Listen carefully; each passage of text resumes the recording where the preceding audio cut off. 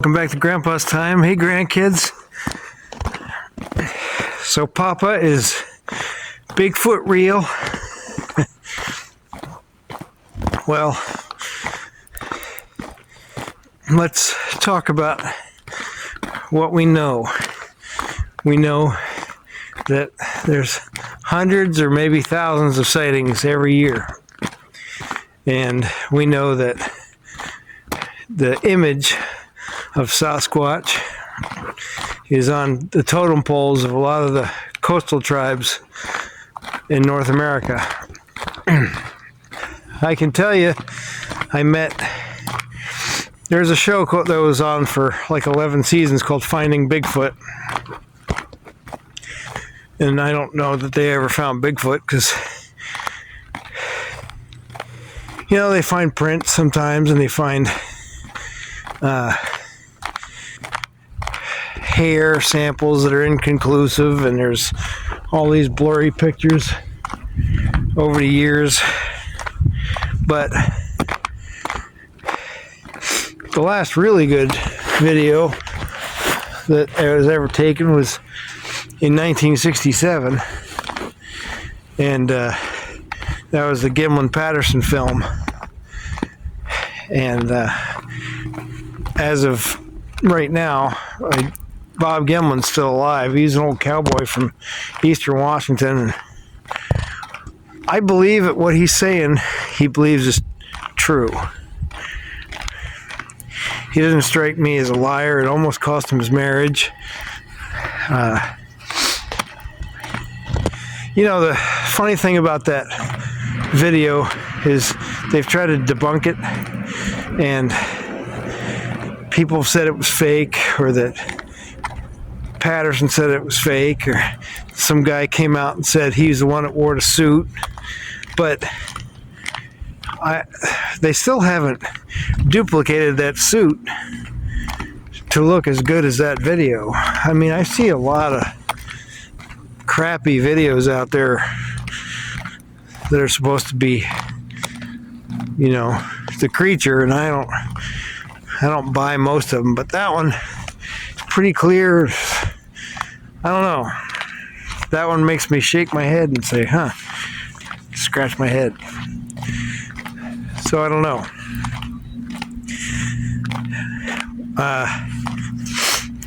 When I met Cliff Barrickman he's got a Bigfoot museum in Boring, Oregon. I met him. He was one of the guys on Finding Bigfoot, and he's a true believer. I mean, he also makes his living on it, so take that how you want to. But I don't think when I met him, he asked me what I thought, and I told him, and he went on to try to explain to me why it was real, and we had a nice little talk. It was a nice chat, and he seems like a nice guy, and I don't think he's lying. So, and then the guy from Survivor Man, Les Stroud.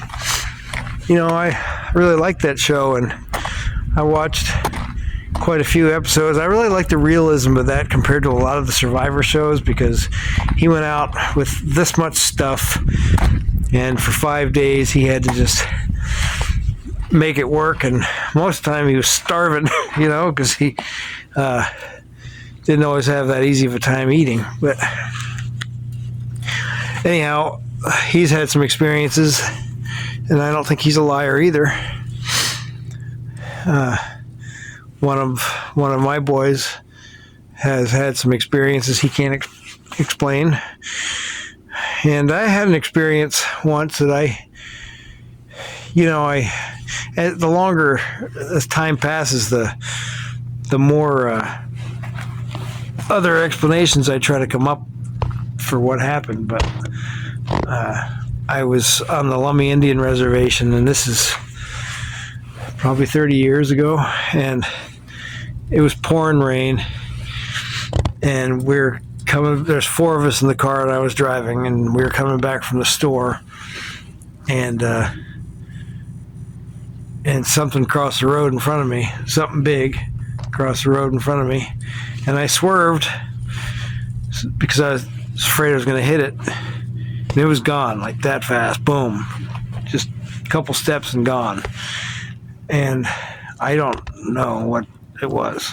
I said to the guy next to me, I said, "Did you see that?" And he goes, "I think I saw something," and nobody else was paying attention. So I don't know. Just as time passes, I just think, well, maybe it's just a big guy crossing the road in the rain and just looked weird. But I don't know what it was. And so then it gets into the whole thing of, well, if it is real, how come no one's ever found a body? I don't know that either. I mean, if they're smart, maybe they carry their dead away, and maybe it's a spiritual creature if it exists. Maybe it's not like a real flesh and blood being. So there's those kind of ideas too. I don't know what's true, and there's some people that even think it's from another dimension. So I don't know. I think so. If it's real, and if it's still around, then number one, I don't think there's very many, and number two, I have a hard time.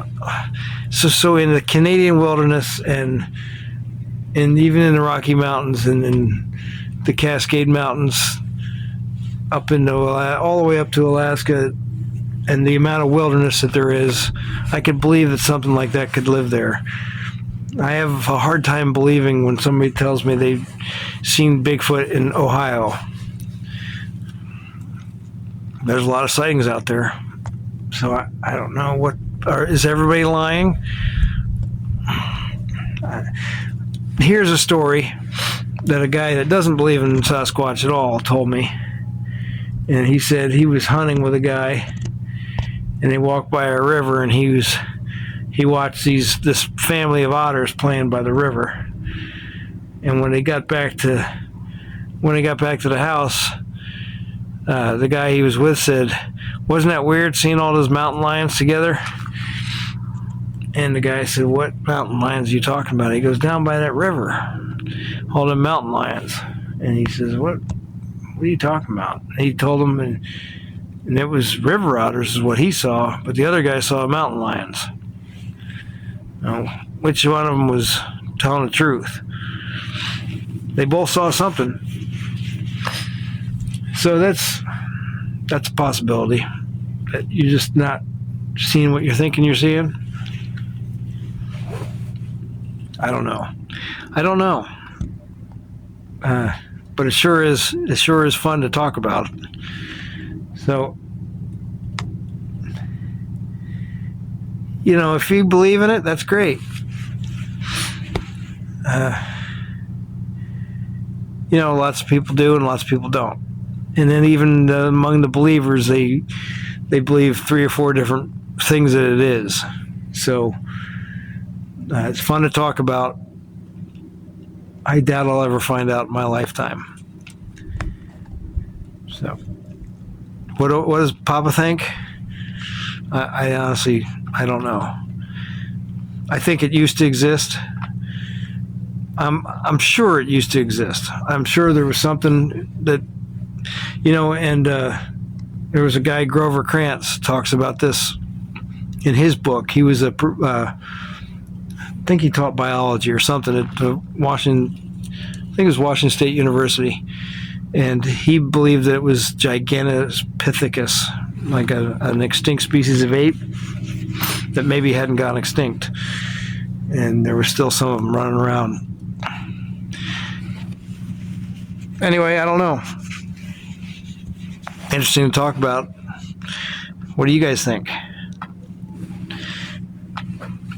Maybe we should go on a Sasquatch hunt on our next camping trip. All right. Talk to you in the next one.